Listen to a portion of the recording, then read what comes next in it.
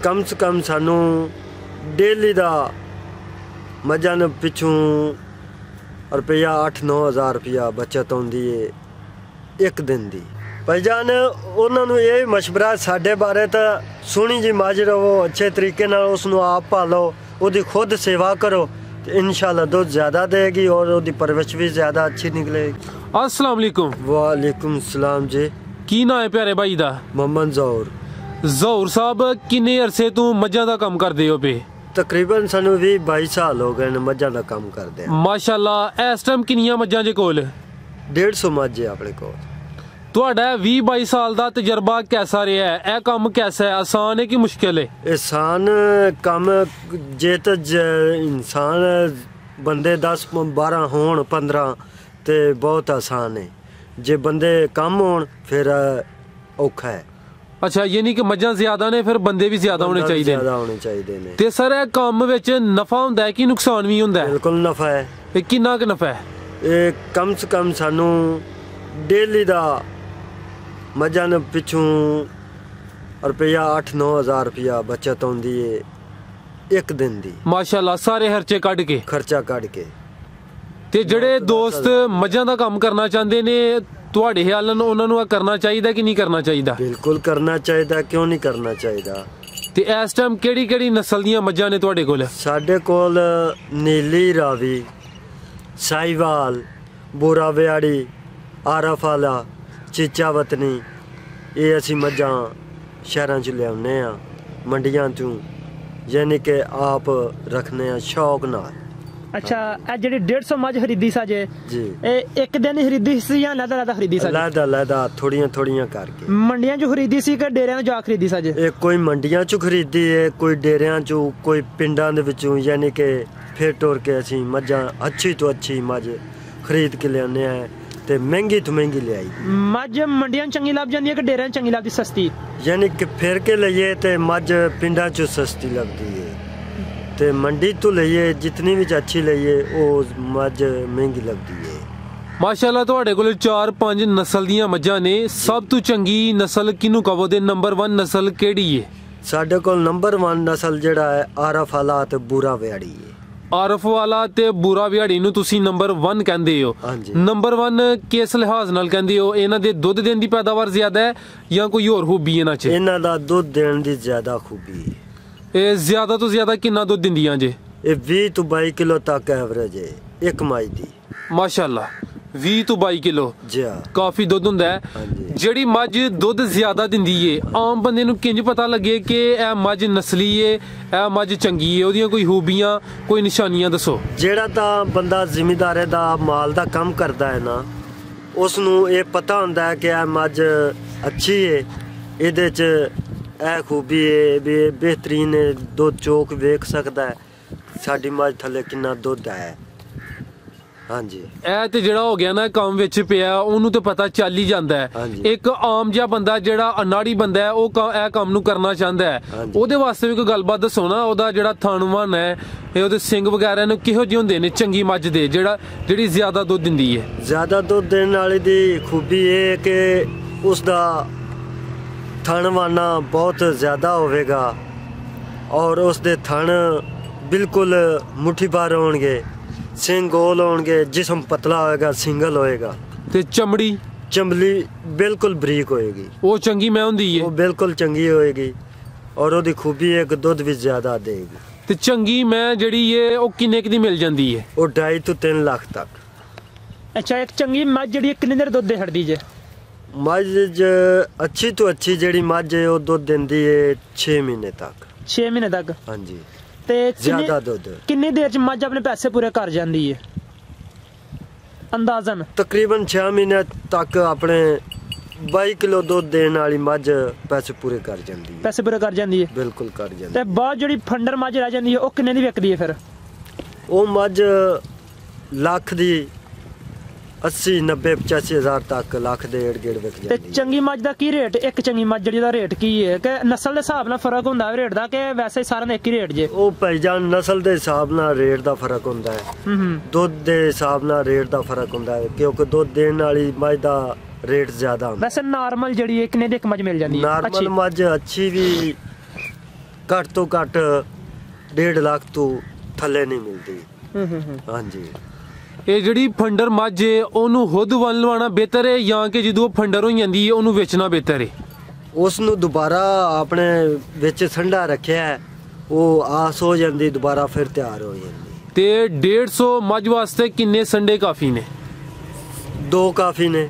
ਤੁਹਾਡੇ ਕੋਲ 2 ਨੇ? ਬਿਲਕੁਲ 2 ਨੇ। ਕਿਹੜੀ ਨਸਲ ਦੇ ਰੱਖੇ ਜੇ? ਸਾਡੇ ਕੋਲ ਇੱਕ ਨੀਲੀ ਦਾ ਤੇ ਇੱਕ ਸਾਹੀਵਾਲ ਦਾ। ਅੱਛਾ, 2 ਨਸਲਾਂ ਦੇ ਰੱਖੇ ਨੇ। ਨਸਲਾਂ ਦੇ ਰੱਖੇ ਨੇ। ਅੱਛਾ, ਇੰਨੀਆਂ ਮੱਝਾਂ ਦਾ ਮਾਸ਼ਾਅੱਲਾ ਰੋਜ਼ਾਨਾ ਦਾ ਕਿੰਨਾ ਦੁੱਧ ਜਾ ਰਿਹਾ ਜੇ? 600 ਲੀਟਰ ਜਾ ਰਿਹਾ ਹੈ। 600 ਲੀਟਰ ਕਿੰਨੀਆਂ ਮੱਝਾਂ ਦੁੱਧ ਦਿੰਦੀਆਂ ਨੇ ਤੁਹਾਡੀਆਂ?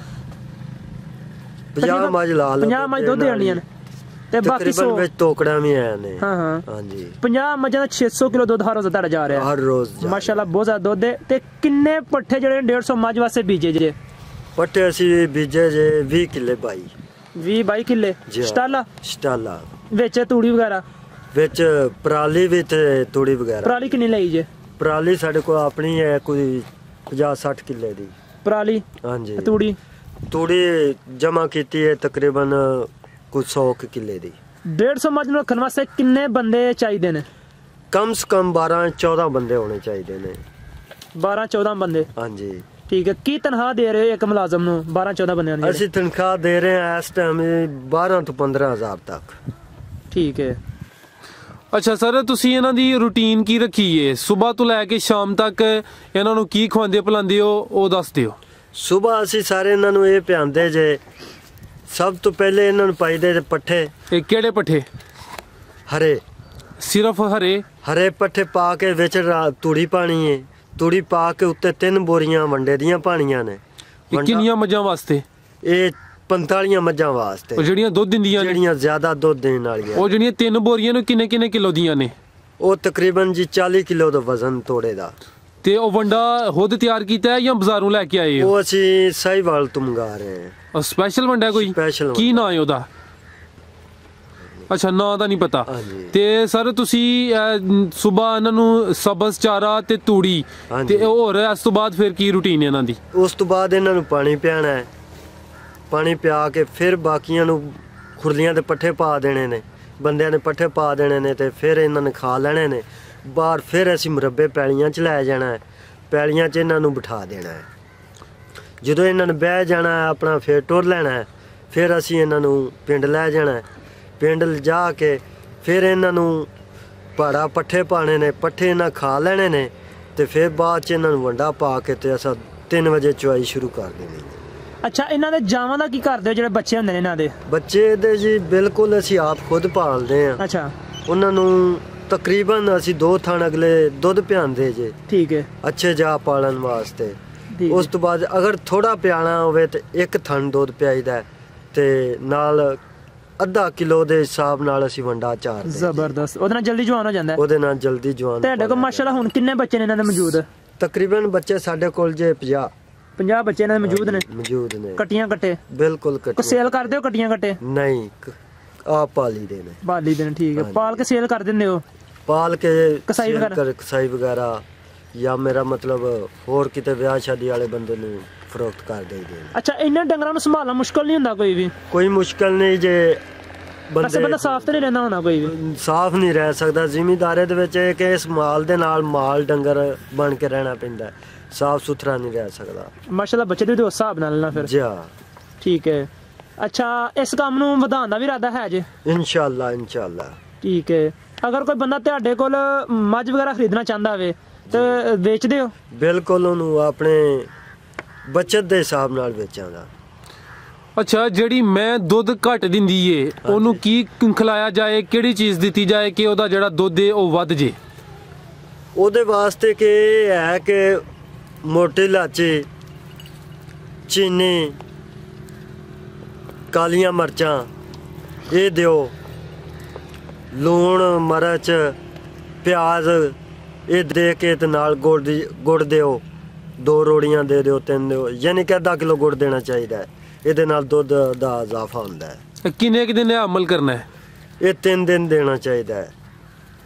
ਤੇ ਦੁੱਧ ਦੀ ਜਿਹੜੀ ਪੈਦਾਵਾਰ ਉਹਦੇ ਚ ਇਜ਼ਾਫਾ ਹੋਈਏਦਾ? ਇਨਸ਼ਾਅੱਲਾ ਇਜ਼ਾਫਾ ਹੋਏਗਾ। ਤੇ ਜਿਹੜੀ ਮੈਂ ਹੀਟ ਵਿੱਚ ਨਹੀਂ ਹੁੰਦੀ, ਹਾਂਜੀ, ਉਹਨੂੰ ਕੀ ਦਿੰਦੇ ਹੋ ਕਿ ਹੀਟ ਵਿੱਚ ਆਈਏ? ਉਹਨੂੰ ਪਿਆਜ਼ ਦਿਓ।